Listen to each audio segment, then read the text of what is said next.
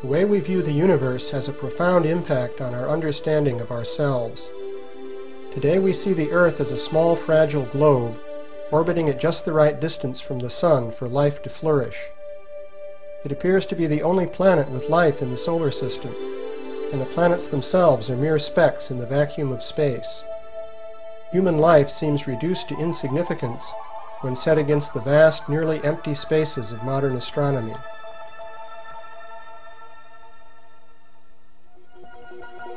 But before the modern era, the universe appeared much more comfortable and accommodating. Thus, medieval European cosmology placed the Earth in the center of a small spherical universe, surrounded by the abode of God and the elect. In this study, we will explore an early Earth-centered conception of the cosmos from India. This cosmological system is presented in the Bhagavat Purana, or Srimad Bhagavatam, one of India's important sacred texts. We begin with a brief outline of this system. First of all, the Bhagavatam describes innumerable universes. Each one is contained in a spherical shell, surrounded by layers of elemental matter that mark the boundary between mundane space and the unlimited spiritual world.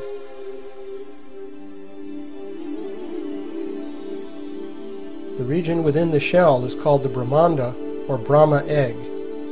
It contains an earth disk called Bhumandala that divides it into an upper heavenly half and a subterranean half filled with amniotic water. Although Bhumandala literally means the circle or mandala of the earth, it has little in common with the earth on which we stand. The diameter of Bhumandala is given in the Bhagavatam, and it is about the size of the orbit of Uranus. Bhumandala is divided into a series of geographic features called oceans and islands. But these are geometrically perfect rings of cosmic size with no resemblance to irregular earthly continents. In the center of Bhumandala is the circular island of Jambudvip, with 9 subdivisions called Varshas. These include Bharatavarsha, which can be understood in one sense as India, and in another as the total area inhabited by ordinary human beings. Jambudvip is centered on the geometrically shaped Sumeru mountain, which represents the world axis and is surmounted by the city of Brahma, the universal creator. The Bhagavatam presents astronomy in geographical and mythological language, and the mode of presentation is different from the familiar modern approach. Although the earth disk of Bhumandala may look naively unrealistic, careful study shows that the Bhagavatam uses it to represent at least 4 different reasonable and consistent models. These are 1. A polar projection map of the Earth globe. 2. A map of the solar system. 3. A topographical map of South-Central Asia. 4. A map of the celestial realm of the demigods. There are bound to be contradictions when one structure is used to represent several different things in a composite map. But these do not cause a problem if we understand the underlying intent. We can draw a parallel with medieval paintings portraying several different parts of a story in one composition. This painting shows St. Peter in 3 different parts of a biblical story. Here is a similar painting from India showing 3 different parts of a story about Krishna. Such paintings contain apparent contradictions, such as the images of one character in different places. But a person who understands the storyline will not be disturbed by this.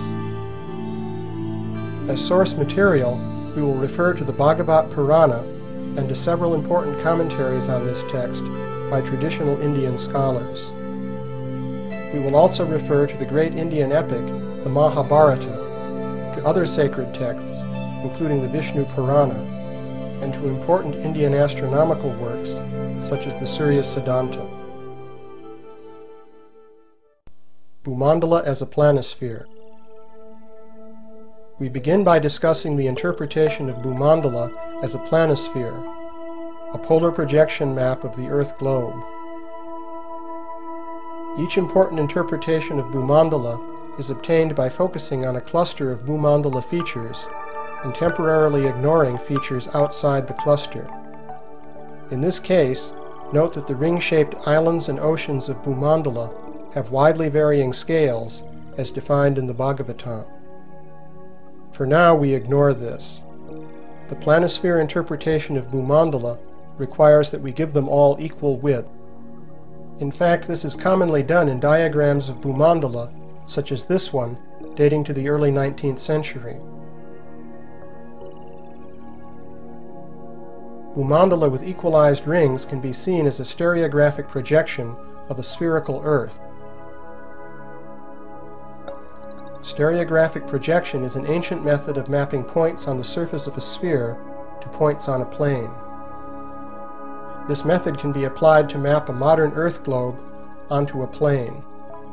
This flat projection is called a planisphere. Bhumandala can likewise be viewed as a stereographic projection of a globe. Such globes exist in India. Here is one that was probably commissioned by Sawai Jai Singh, Raja of Jaipur, in the early 18th century. In this globe, the land area between the equator and the mountain arc is Bharatavarsha, corresponding to Greater India. India is well represented, but apart from a few references to neighboring places, this globe does not give a realistic map of the Earth. It was clearly intended for astronomical rather than geographical purposes. Here is another globe showing Jambudweep. Note that Jambudweep is mapped into the northern hemisphere on these globes. Although the Bhagavatam does not explicitly describe the Earth as a globe, it does so indirectly. For example, it points out that night prevails diametrically opposite to a point where it is day. Likewise, there is sunset opposite a point where the sun is rising. According to the Bhagavatam, the sun orbits just above Bhumandala on its chariot. Taken literally, the sun's rays should spread out smoothly over the plane of Bhumandala, leaving no points of sunrise or sunset, and no area in total darkness. This seems to contradict the Bhagavatam's statement about day and night at diametrically opposite points. But there is no contradiction if we adopt the planisphere interpretation of Bhumandala. To see this, consider the equator, the Tropic of Cancer, the Tropic of Capricorn, and the sun's path called the ecliptic. These circles are mapped on a globe as we see here. The sun is always directly above some point on the ecliptic, and the globe rotates relative to the sun plus ecliptic once per day. The sun also slowly moves along the ecliptic, making one circuit per year. The seasons result from the sun's northward and southward movement on the tilted ecliptic circle. These four circles project stereographically as shown here. The ecliptic projects onto an off-centered circle in the planisphere map, and the sun's position on this map corresponds to the point on the Earth globe where the sun is at the zenith. The terminator, or boundary between day and night, is a great circle on the globe that is perpendicular to the sun's zenith position. It projects stereographically onto a circular arc on the planisphere that rotates once every 24 hours. At the equinoxes, this arc becomes a straight line. At the solstices, it bends so that the north polar region is illuminated in the northern summer, or in darkness in northern winter. The passage of day and night is described in the Bhagavatam as a straight terminator rotating over a plane map, as we see here. Although this does not make sense in a literal plane, it is realistic in the planisphere model, and thus it adds weight to this model.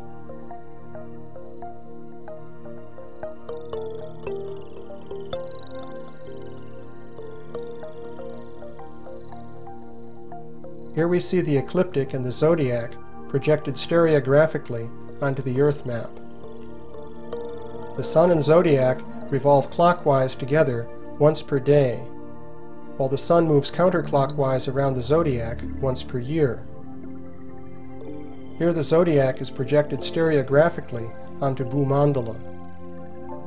Note that as the Sun goes around the off-centered zodiac in its yearly orbit, it crosses the ring-shaped islands and oceans of Bhumandala. This ocean-crossing motion is described in the Puranas, and this also adds weight to the planisphere model.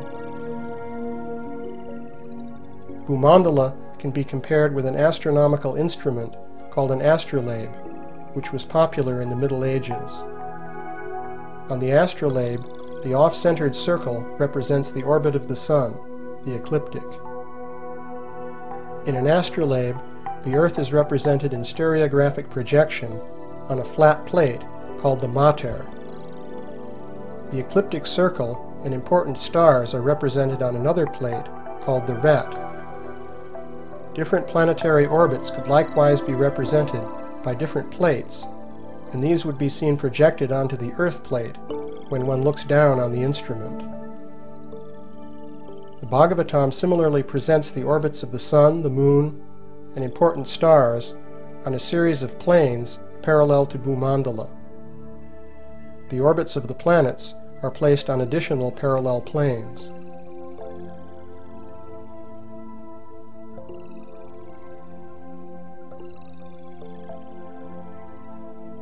Here we see the Bhagavatam's model of the orbits of the Sun, Moon, and 28 important star constellations. These lie in 3 planes parallel to Bhumandala. The layout is comparable to that of an astrolabe. Seen from the side, we find that the Moon is higher than the Sun, but this is simply an artifact of the astrolabe model. It should not be taken as physical. Seen from above, everything falls into place in projection in an astronomically realistic way. Although the Bhagavatam presents the Earth-Moon system indirectly as a planisphere model, the Indian astronomical texts called Jyotisha Shastras directly give a realistic picture of the Earth-Moon relationship. Here we compare the Earth, the Moon, and the lunar orbit in modern astronomy with their counterparts in the Surya Siddhanta, one of the main Jyotisha Shastras. Bhumandala as a map of the solar system. We have shown that Bhumandala and the orbits of the Sun, Moon, and planets have the structure of an astrolabe based on a stereographic projection of the Earth globe. But Bhumandala has another cluster of related features that identify it as a model of the solar system.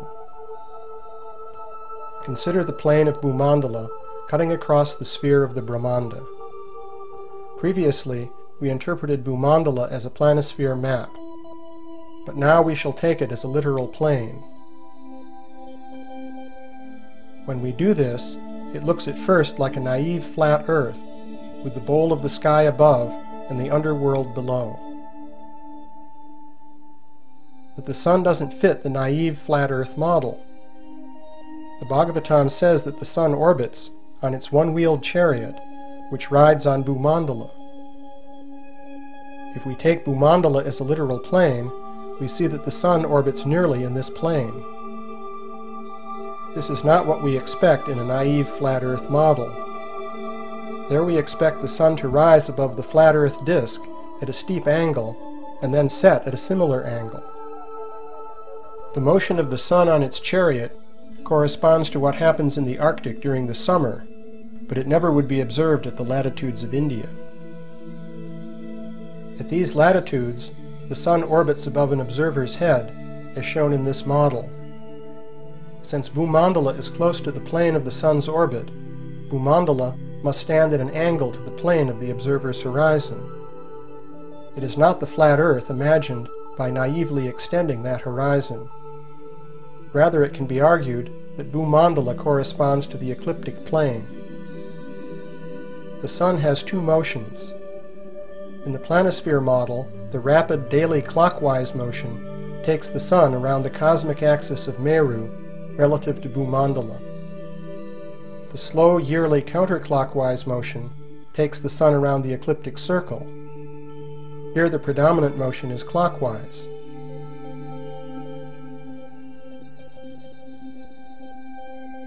The Bhagavatam talks about the Sun's clockwise motion, but it also talks about a yearly counterclockwise motion of the Sun relative to Bhumandala, as shown here. This motion supports the interpretation of Bhumandala as the ecliptic plane, since the Sun goes around the ecliptic counterclockwise once per year. The Bhagavatam explicitly recognizes this as a contradiction. It resolves the contradiction by describing the motion of ants on a spinning potter's wheel from different points of view, that of an observer standing beside the wheel and that of an observer standing on the wheel.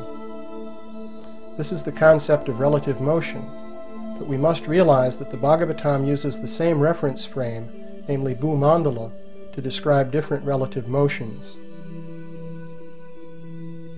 The scholars Giorgio del Santillana and Hertha von Deckend carried out an intensive study of myths and traditions and concluded that the so-called flat earth of ancient times originally represented the plane of the ecliptic and not the earth on which we stand. In their model, shown here, the Sun also orbits around the plane of the ecliptic earth. Later on, the original cosmic understanding of the earth was apparently lost, and the earth beneath our feet was taken literally as a flat plate. Here we see an early Greek version of this idea. In India, the earth of the Puranas has often been taken as literally flat. However, the details given in the Bhagavatam indicate that its cosmology is much more sophisticated. It turns out that the disk of Bhumandala corresponds in some detail to the solar system. First of all, the solar system is nearly flat.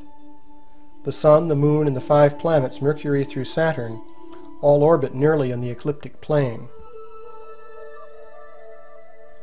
The Sun, Moon, and planets also orbit very close to one plane in the cosmology of the Bhagavatam.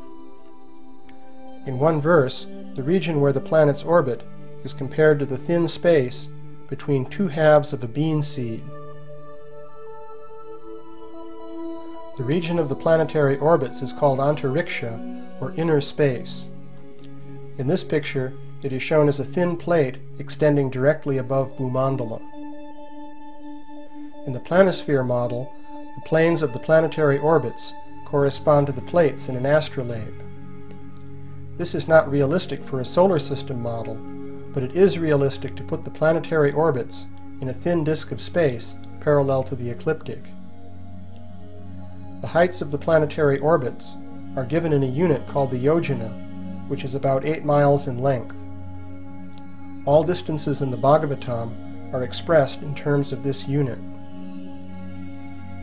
The thickness of the antariksha disk is roughly the same as the spread of the orbits of Mercury through Saturn perpendicular to the ecliptic. In this picture, both this spread and the thickness of antariksha have been stretched by a factor of 3 for the purpose of easy comparison. In the planisphere model, we ignored the actual size of Bhumandala and compressed its ring-shaped features into a small set of rings around Jambudvip. But if we restore these rings to their real size, we find that they correspond to planetary orbits. First of all, we can understand the size of Bhumandala by comparing it with the orbit of Uranus. Measured in yojanas, Bhumandala is slightly bigger in diameter than the orbit of this planet.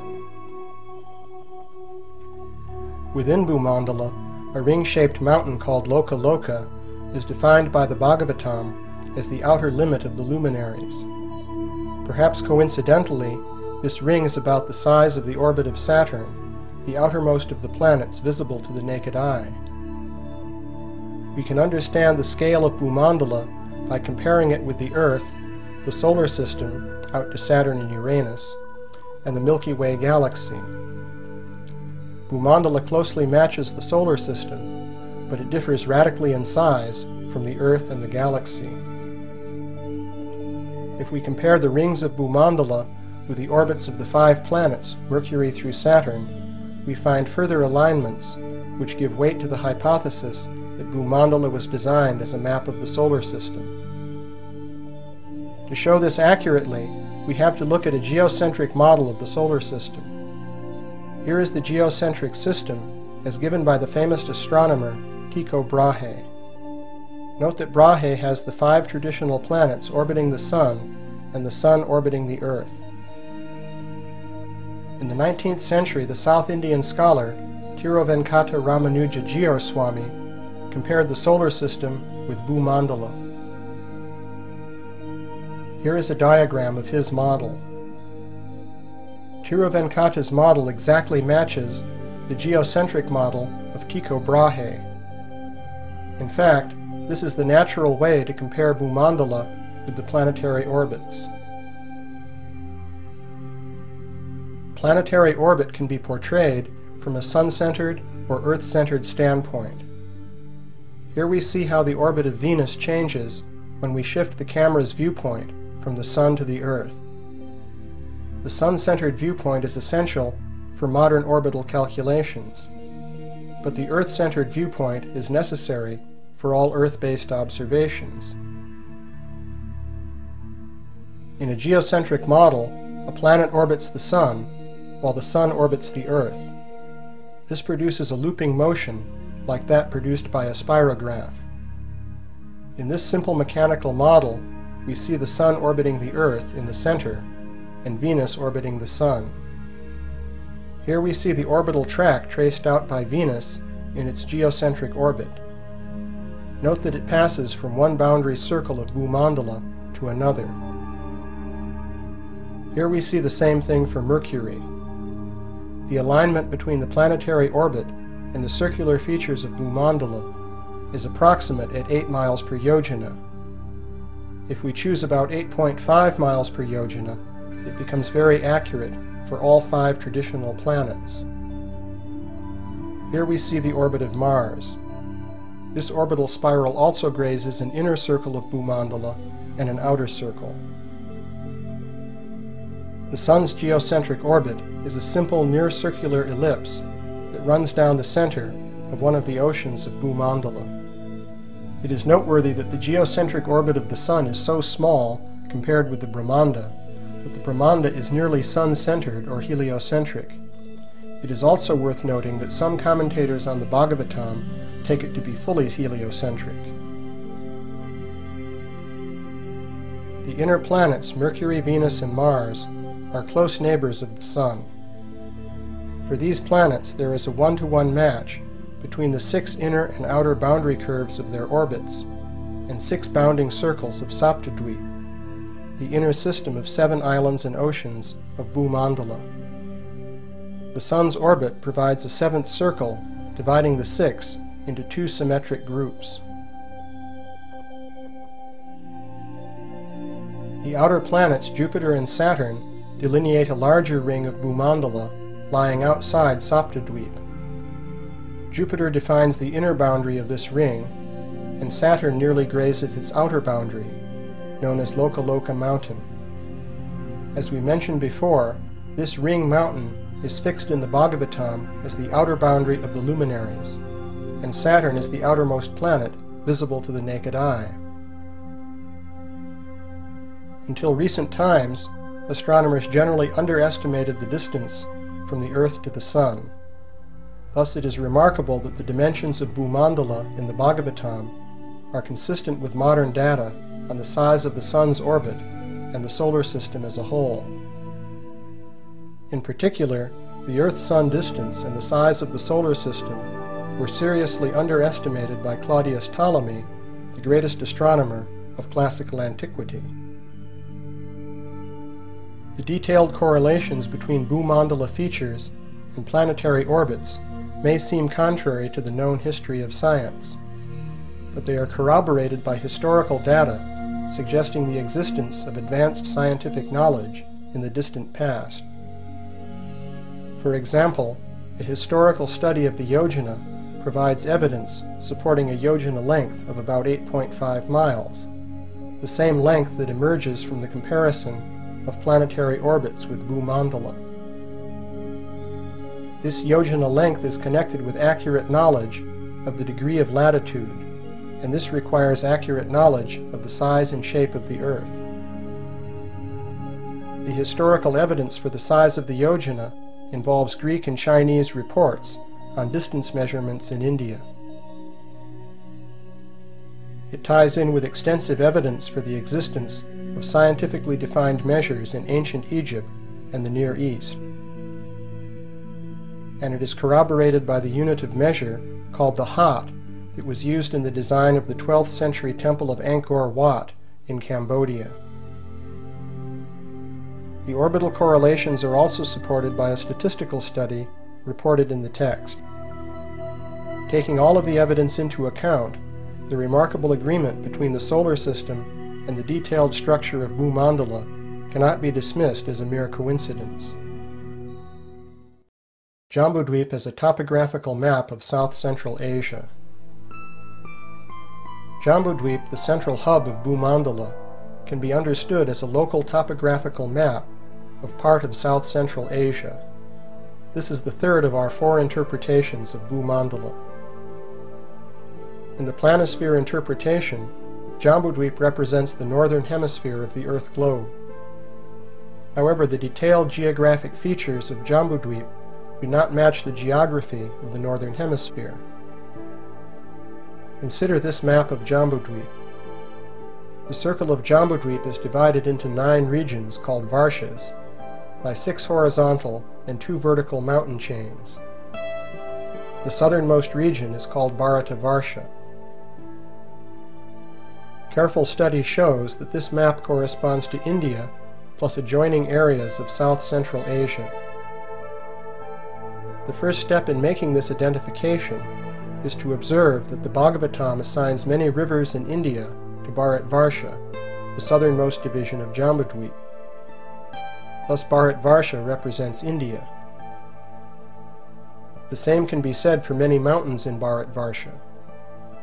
In particular, the Bhagavatam places the Himalayas to the north of Bharat Varsha in Jambudweep. A detailed study of the Puranic accounts allows the other mountain ranges of Jambudweep to be identified with mountain ranges in the region north of India. Although this region includes some of the most desolate and mountainous country in the world, it was nonetheless important in ancient times. For example, the famous Silk Road passes through this region. The Pamir Mountains can be identified with Mount Meru in Ilavrita Varsha, the square region in the center of Jambudweep. Note that Mount Meru does not represent the polar axis in this interpretation. Cosmology and earthly geography. There are many cosmological traditions around the world which share important features of Bhagavata cosmology. These include a cosmic axial mountain or pillar, which is often identified with a local mountain, such as Mount Olympus in Greece. These traditions also include other standard features, including those shown in this generic world model.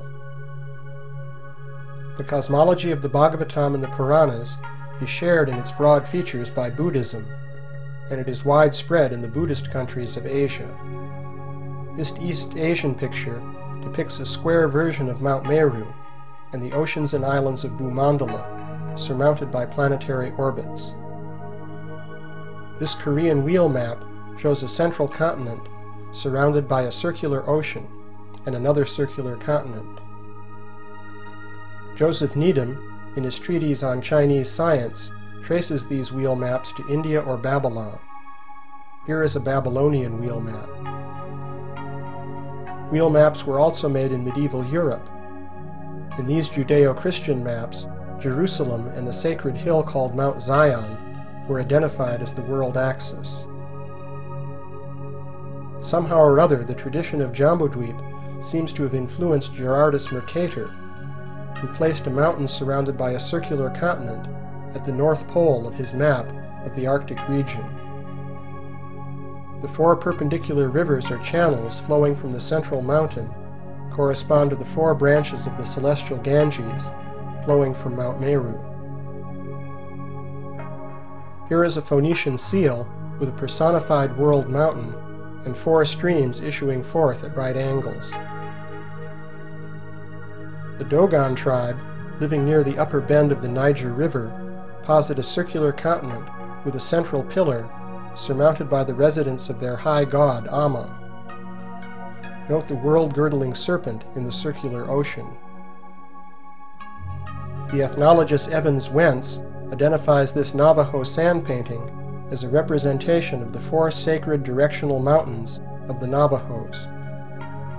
In many traditions, the world mountain is surrounded by 4 mountains in the cardinal directions, and we also see this in the Bhagavatam and other Puranas. The color scheme is similar to that found in Puranic and Buddhist traditions. The 4 directional mountains of Jambudweep have 4 sacred trees on their summits. These include the Jambu tree, after which Jambudweep is named.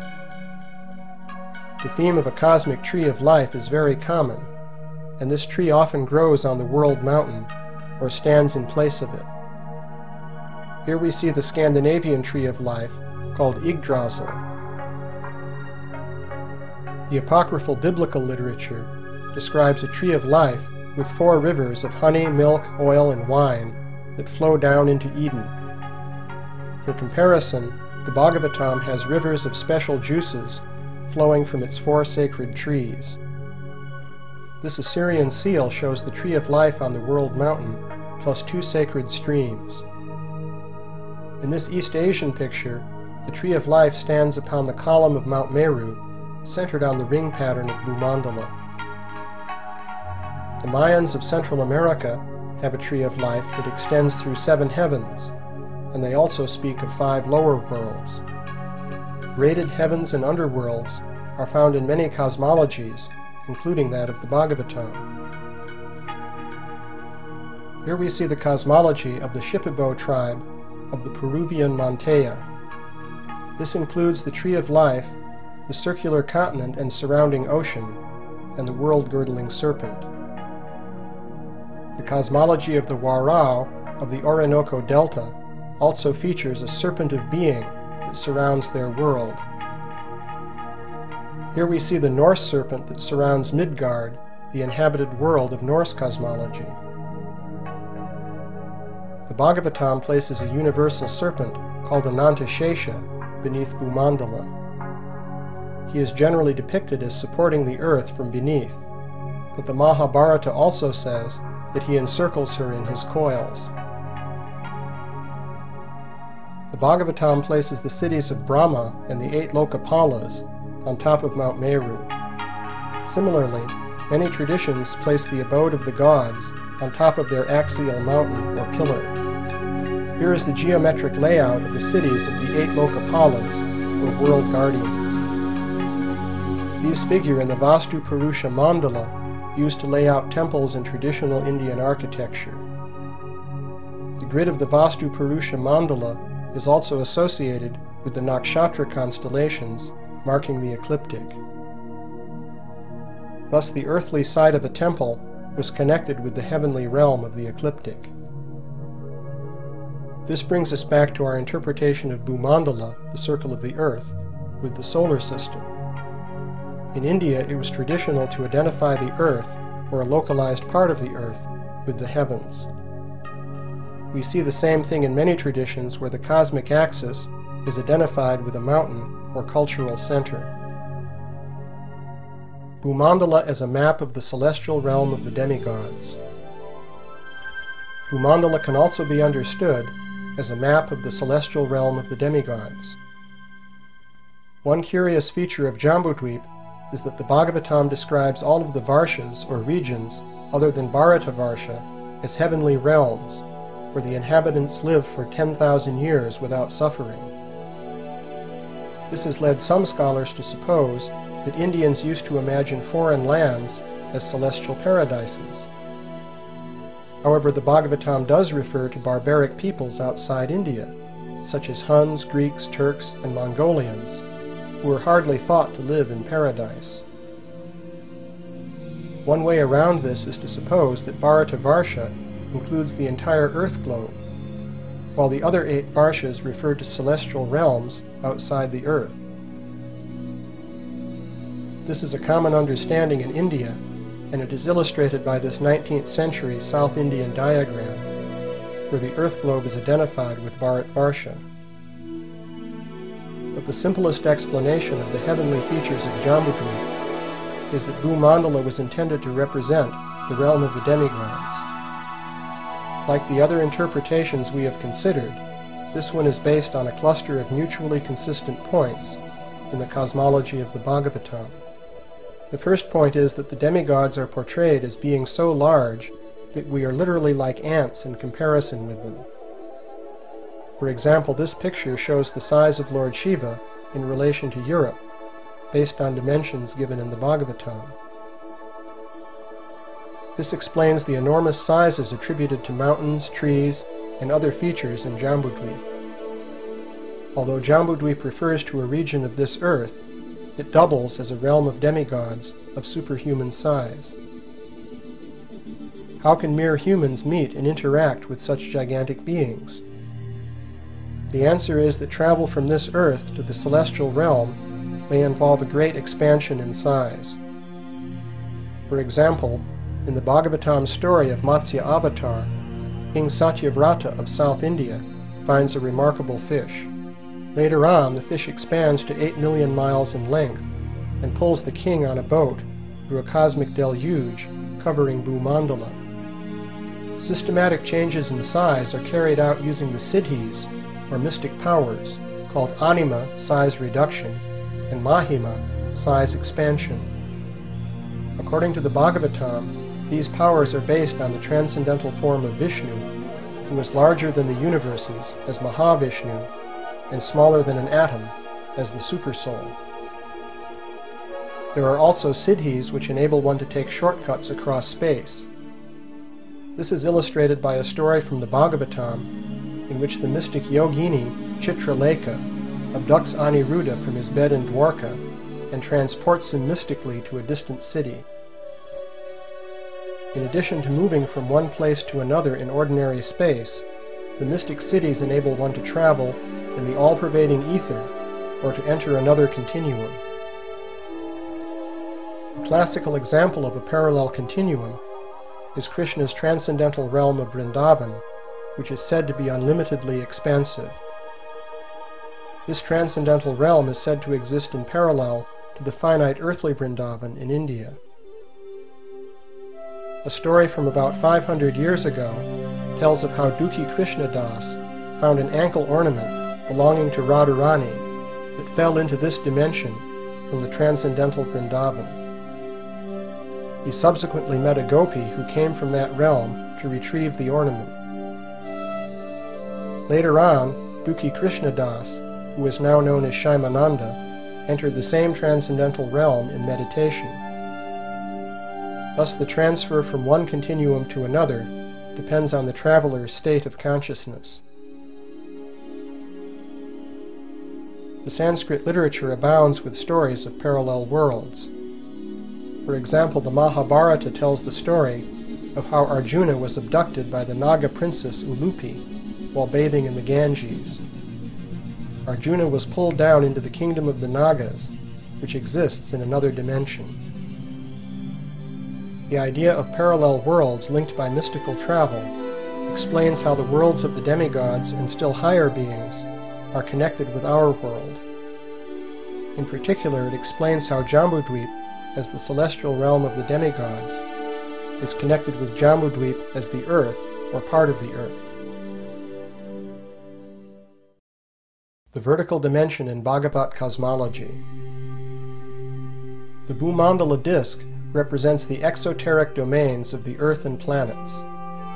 In contrast, the cosmic axis, extending perpendicular to Bhumandala, is filled with esoteric meaning. It represents the path of ascent or descent of the soul. In addition to the orbits of the sun, moon, and planets, there are different worlds or lokas arrayed above Bhumandala along the cosmic axis. These upper worlds can be entered through mystic siddhis, and they are accessible only to persons of advanced spiritual consciousness. For example, Maharloka, or Rishi Loka, is the world of the sages. It is said that in this world, Lord Vishnu directly appears before his devotees and receives the offerings of fire sacrifices in his hands. The first three upper worlds are Bhumandala itself, Bhuvarloka, or Antariksha, where the planets orbit, and Svargaloka. In the vertical direction, these worlds are closely spaced, as we have seen before. Below the level of the sun in Antariksha lie Rahu, the abodes of the Siddhas and Charanas, and the abodes of Rakshasas and different types of evil spirits. The Bhagavatam places the latter abode directly above the atmosphere, and it does in fact lie somewhat above the upper reaches of the atmosphere as we understand it today. Beneath Bhumandala are 7 lower worlds, described as chasms within the earth. Since life there is filled with heavenly opulence, they are called Bila Svarga, or subterranean heavens. In Jyotisha Shastras such as Surya Siddhanta, these lower worlds are described as caverns within the concave strata of the earth globe. Chinese traditions speak of cave heavens, where a man may be seduced by beautiful women in an opulent setting. In one Chinese story, a person returning from one of these caves finds that generations have unexpectedly passed. This theme of missing time is found all over the world in stories of parallel worlds. The Bhagavatam tells a similar story of a lower world called Atala, where beautiful women will entice and exploit any man who enters. Beneath Bhumandala in its lower strata, there is the Garbhodak ocean with Anantashesha and Garbhodakashayi Vishnu. These divine incarnations are said to be inaccessible to persons who lack the qualifications to see them. The Garbhodak or amniotic ocean fills the lower half of the sphere of the Brahmanda. If we interpret Bhumandala as the ecliptic plane, then this ocean must lie in all directions in the sky to the south of the ecliptic. Between the Garbhodak ocean and Bhumandala are located the hellish worlds and Pitriloka, the realm of the ancestral spirits. The Vishnu Purana describes a path through the sky to Pitriloka. This starts just below the ecliptic, near the constellations Scorpio and Sagittarius, and it extends southward to the star Canopus, known as Agastya in Sanskrit. There is likewise a path of the gods, which extends north of the ecliptic to the constellation of the 7 sages, which we know as the Big Dipper. From there, liberated souls reach the abode of Vishnu in Dhruvaloka, the pole star. The Bhagavatam describes the vertical dimension of the Brahmanda as a universal form of God, extending from the lowest world at the soles of the feet to the highest at the crown of the head. In this traditional picture, we see the rings of Bhumandala forming the belt of the universal form. Here the positions of the worlds are indicated in relation to the universal form.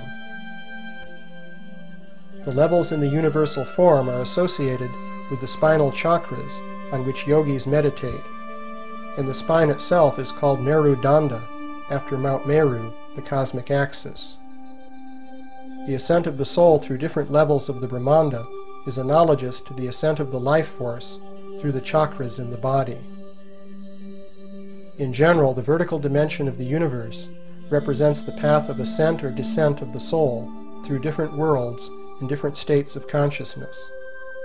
It lies perpendicular to the plane of Bhumandala, which is the world of the planetary orbits. The greater universe. In pre-modern cosmology, the stars were generally treated as small nearby objects, shining with the reflected light of the sun. The same perspective is there in the Bhagavatam and other Puranas, but a few observations should be made to place this in its proper perspective. In this medieval European diagram, the stars are indicated by the signs of the zodiac, arranged around the boundary of the planetary system. These signs serve as divisions of the ecliptic, marking the movements of the planets. The Bhagavatam similarly places 28 constellations called nakshatras in a plane just above the moon. The moon completes one orbit in 27 1/3 days, and the nakshatras mark its day-by-day motion around the ecliptic. This makes sense in the planisphere interpretation, where the nakshatras serve as a clock face, and the sun, moon, and planets are like the hands of the clock. In addition to the 28 nakshatras, the Bhagavatam mentions a few other stars, such as the 7 sages defining the Big Dipper. These stars are also placed close to the plane of Bhumandala, and their function is to mark the turning of the Kala Chakra, the wheel of time. The pole star Dhruvaloka is mentioned as the fixed center of the time wheel, and is placed directly above the 7 sages. It is regarded as the abode of Vishnu, who controls time while remaining outside of time. The Bhagavatam therefore stresses that Dhruvaloka is fixed on the polar axis, and thus it does not recognize the precession of the equinoxes. According to modern calculations, Polaris is near the North Pole now, but for many centuries there has been no good pole star. The last prominent star to come close to the pole was Thuban, Alpha Draconis, which served as the pole star in about 2500 BC. It may be that the widespread idea of the pole star in old traditions refers back to this time. Although the Puranas generally place the stars nearby, we do find indications in ancient Sanskrit literature that the region of the stars is far away, so far that the sun and moon cannot be seen from there. For example, the Mahabharata tells how the hero Arjuna traveled to the region of the stars, which he saw as large, self-luminous spheres, unaccompanied by the sun or the moon. This account is supported by the Jyotisha Shastras, Surya Siddhanta and Siddhanta Shiromani, which greatly enlarge the Puranic estimate of the Brahmanda's diameter. Their estimate of this diameter comes to 10,000 light-years, or about 1/10 the size of the Milky Way galaxy. The Bhagavatam in its commentaries state that the Brahmanda is surrounded by 7 spherical layers of elemental matter, as given by the Sankhya philosophy. Each successive layer is said to be 10 times as thick as the one preceding it. Innumerable Brahmandas, each surrounded by its elemental layers, are said to be floating within the causal ocean in the unlimited spiritual world. Thus the Bhagavatam places the Brahma egg in the context of a multiplicity of worlds, occupying an unlimited continuum of space. In summary, the cosmology of the Bhagavat Purana is a sophisticated system of